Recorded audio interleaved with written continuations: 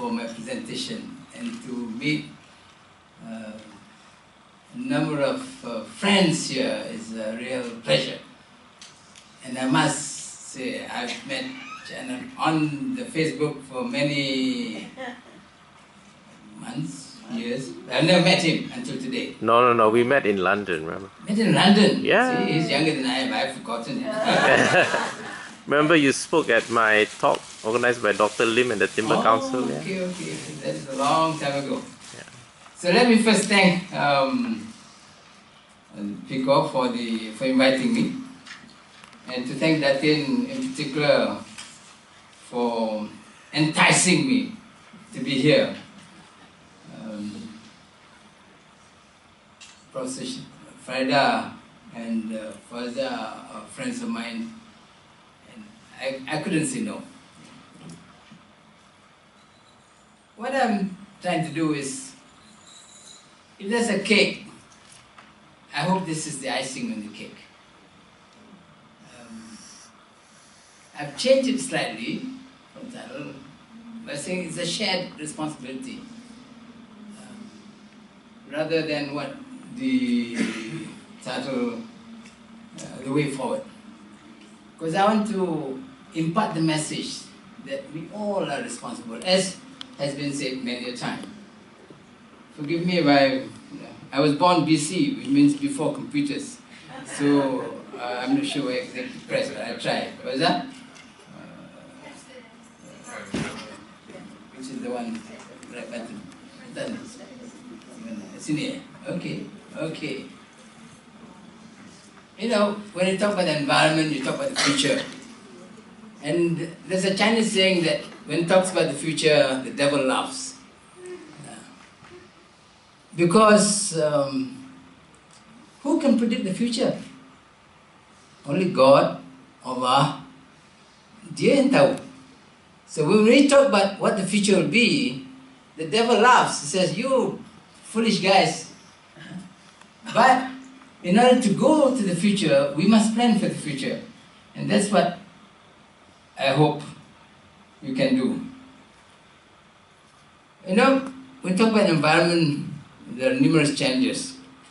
And one is population growth. And I'll talk about some of it. The other is climate change, very briefly touched, and I'm sure we have loss of biodiversity. And the fourth is desertification. Although desertification doesn't affect us, but it's a major issue they got to look into it. Climate change, that's the top slide is 1928, the same picture, 2004, same wet time. See, all the ice is gone, no matter. Okay? Same, the glaciers of Switzerland, same time, same picture, same location, the glaciers have gone, which shows climate change, the Rhone Glacier in Switzerland. And so this is positive proof of climate change. Now which one do you use? I bet you're not the one in the 18th century. So that's all because of climate change. Remember that. Without climate change, you have all more pests and diseases. Second, I'm talking about is biodiversity, and there's no other person more qualified to talk about this than Professor Dr. Abdulati, but I'll try and do my best. 1.75 million known species worldwide, and yet the 3 to 100 million species remain undiscovered. Huge amount. So these plants, insects, whatever else, have yet to be discovered. But straightforward, the variety and variability of organisms and ecological complexity, whether in the oceans or in the forests. And Malaysia is one of the so-called 12 mega biodiversity countries in the world. I'm going very fast because I know it's a bit late. But, how many of you have met a python? I have, in my house. I was going out when I was in Frim one evening, about 7 o'clock. My son, 6, and drove out. And as I across the gate, I saw a huge log in front of them. So I said, who the hell put a log across the road? So I put on the high beam and the log moved. It's a huge python. And then when I was doing forest inventory, my dear Colonel Dato Harban, I didn't notice you. My good friend, long-time friend at RMC. Sorry, my dear friend. I didn't see you. You were so quiet there. And then when I was doing forest inventory in Tampin, Bukit Tampin, we were tired, so we sat down. What appeared like a log. So normally you take a log, kukula, and the damn log moved. We are troubled. There's a python that is size of my body. So I just makan, just had food and it was full. It was sleeping. So we managed to get away. The mother of all turtles. I mentioned this now. The mother of all snakes is a reticulated python. Why you call it mother, I don't know. It should be father too. But the mother of all turtles is the leatherback. In the olden days, you go to Terengganu, Rantau, Abang. You used to see so many of them. But now, there's no record, no more. Why? Because of human interference, because of they get caught in the nets of fishermen, and then they get disoriented because of the lights from the derricks of the oil. And now we don't get any more. The mother of all apes, of course, is the orangutan. Yeah. They're all here in this country. And the mother of all flowers, of course, is the rafflesia. In Sabah, you get it. You get it in many forests in Malaysia.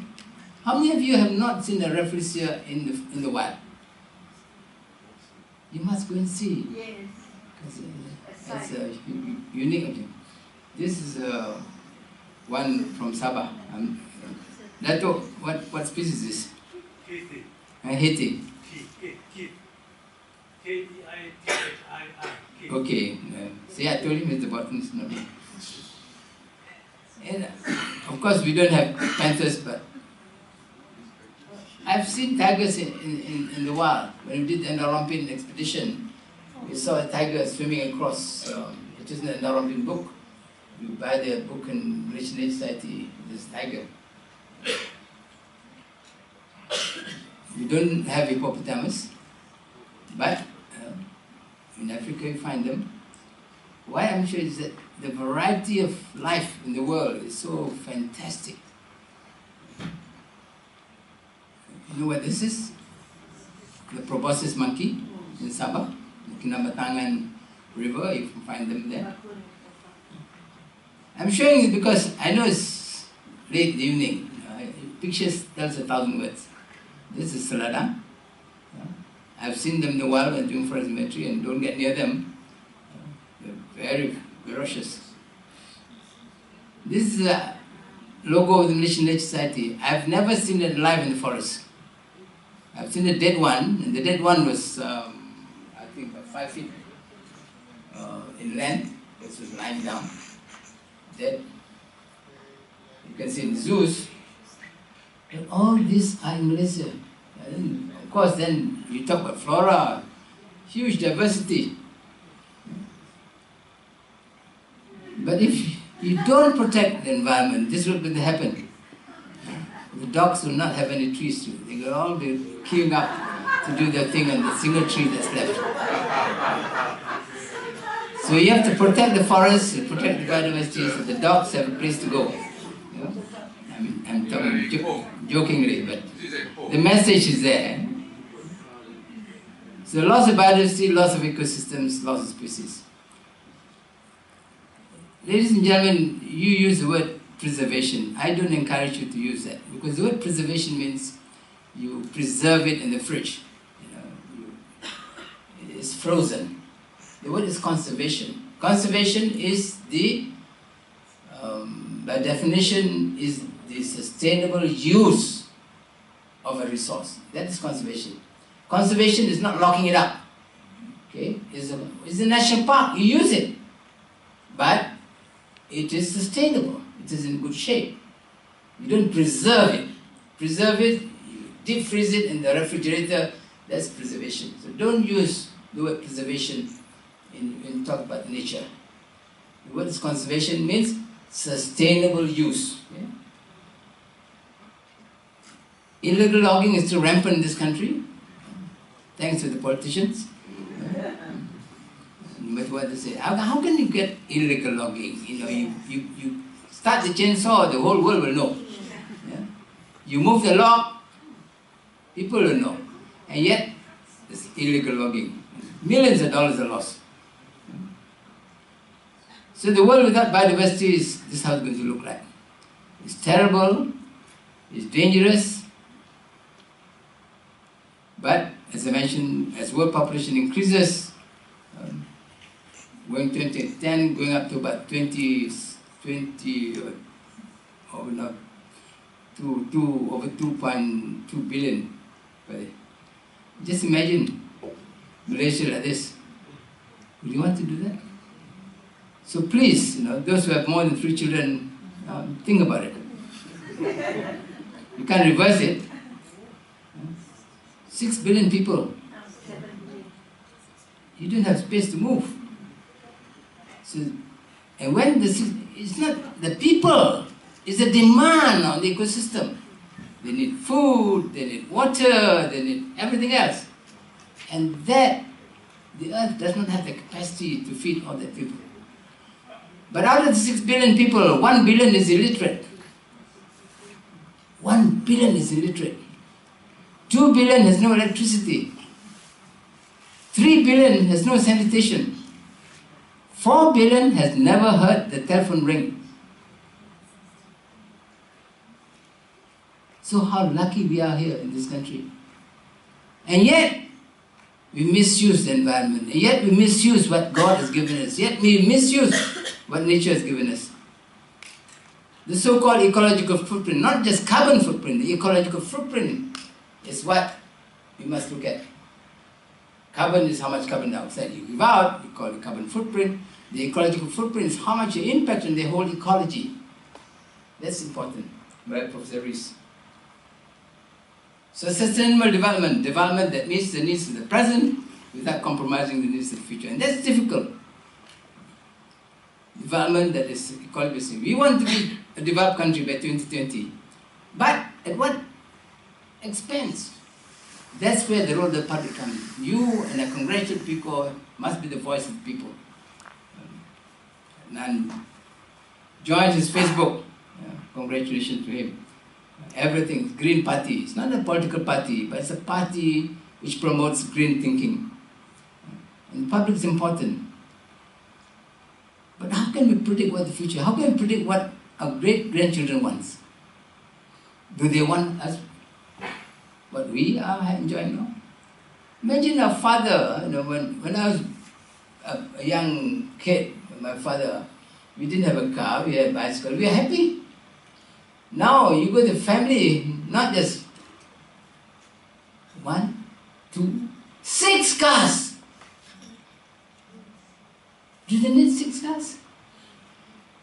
In Taman Amoris, where I live, there's a house.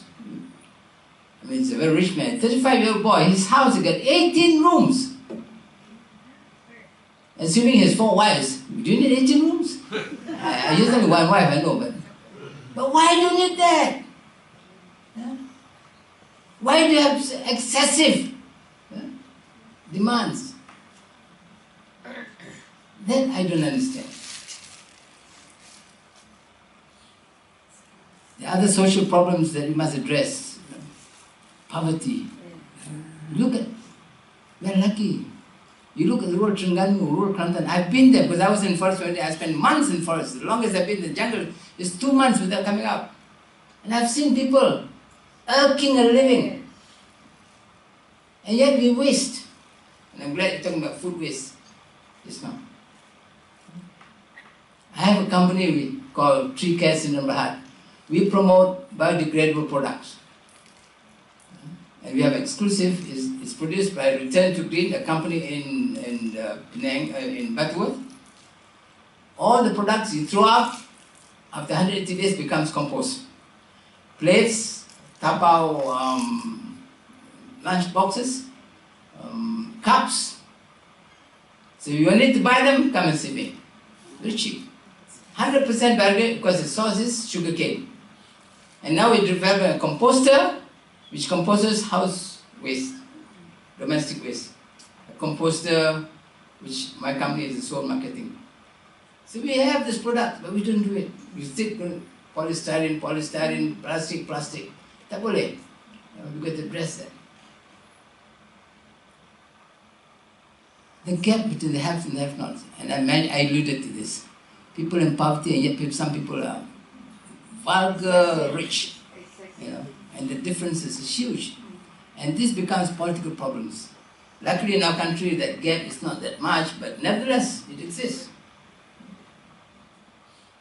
And then, do you really need a $24 million diamond ring?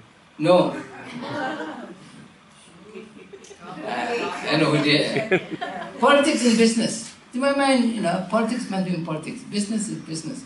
The more we bring them together, that's why we have problems like the feedlot. I mean, you involve politics with business. You tak boleh. Keep politics away, keep business away. Politics must facilitate business, but not be involved in business, because then you use your power for an end which you have interest in. That's not right. The freedom of the press in this country are not free. I mean, do not involve, because it involves the receiver and the giver. If you don't give, the guy is not. In Alhamdulillah, we have anti-corruption, now they call it MAAC, or big corporation. But basically the same people, same function. So the road media, road press, TVs, we have to have more of that. NGOs, we need PICO, Malaysian Society, Consumer Association, Environment Protection Society. The NGOs are very important. But you all must be members. The NGOs are just as strong as this membership. And we must use science and technology with research to conserve the environment. Fantastic. Facebook. I met Fauziah through Facebook. Now she's a good friend of mine. But that's a channel for communication between friends. Yeah, I don't have a blog, but I don't understand. As I said, I was born BC, so. So we are privileged. But we need commitment, dedication, passion, and respect for the environment and nature. We must respect the environment. Mesti hormat dia. You tak hormat, tak boleh. So what can you do as individuals? We talked about triad, I'm sure you did talk about it just now. Reducing electricity, water, domestic compost, plant a tree, green a compound. I have my neighbor, bless his soul, a very rich person. He paved every square inch of it, not a single grass on the whole. Man, on the heat. All the great mansions. Whereas my house, I got a forest there. You go to Taman Homan, the house with the forest is Salleh's house. You don't need to go, you go look around, the house with the forest is my house. You all must drive. The state of public transport in this country is horrendous. But keep your car efficient. Don't let it spew smoke all the time. Use public transport if it's feasible. I put me in field because a lot is not. I remember when I was the chairman of PIBG Bukit Nanas, I told my driver at the time, DG Free had a driver, now I don't have a driver. So you balik lah naik bus, public transport. It took me 4 hours to take Bukit Nanas, go down to naik bus, balik ke Kepong, went round and round and round and round 4 jam. My wife thought I've been kidnapped. Habis pukul 8, hampir pukul 12 aku sampai rumah. Just take public transport. How can? Just inefficient. And of course, how many of you are not members of MNS? Please join. MNS is the oldest society in this country, formed in 1940, the same time as I was born. But a population of 24 million, we have only 5,000 members. We are 72 years old this year. We save Ndaurampin, we save Kuala Selangor Nature, we have Kuala Selangor Nature Park, we save Belum. If not for us, Belum Nature Park would not exist. We have nature education centers. We're setting one in Terengganu. The first nature education in Terengganu will be formed hopefully by end of this year, funded by Optimal, which is subsidiary Petronas. There'll be a $4 million nature education center in Terengganu. That's the role of MNS, inculcate awareness amongst people. So please, those of you who are non-members of MNS, join. Only $60 a year. You spend more than $60, you go Pasar Malam, you spend 100 ringgit easily now. So that's a year. And what do you get? You get 4 publications every year. Now I think the publications you don't do subscribe. But nevertheless, help promote conservation. So, ladies and gentlemen, it's you that matter. You must make the commitment. You must be passionate about environment.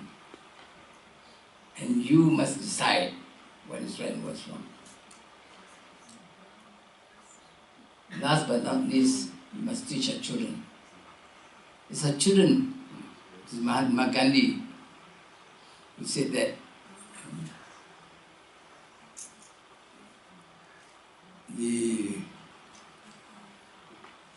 the world has enough for all our needs, but not for our greed.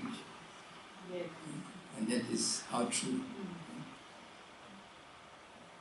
This is a book, Portrait of a Thousand Smiles, which is my autobiography. And I'd like to present that to Datin and Professor Farida afterwards, which was published last year. And so, ladies and gentlemen, thank you very much for your time. And I appreciate the opportunity to be here. And being late, I have very briefly gone through the slides. Hopefully with the message that the future is in our hands and we must look after it. So may I invite Datin to receive a copy of 2 books from me. Oh, I have to receive first.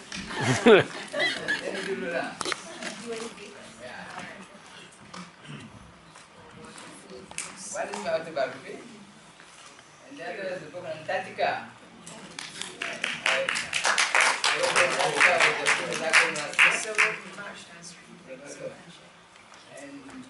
So expensive.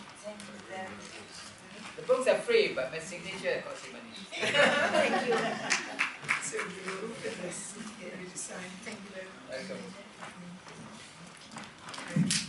We now invite Datin Halimah to give a token of appreciation to our guest of honor, Tan Sri Salleh.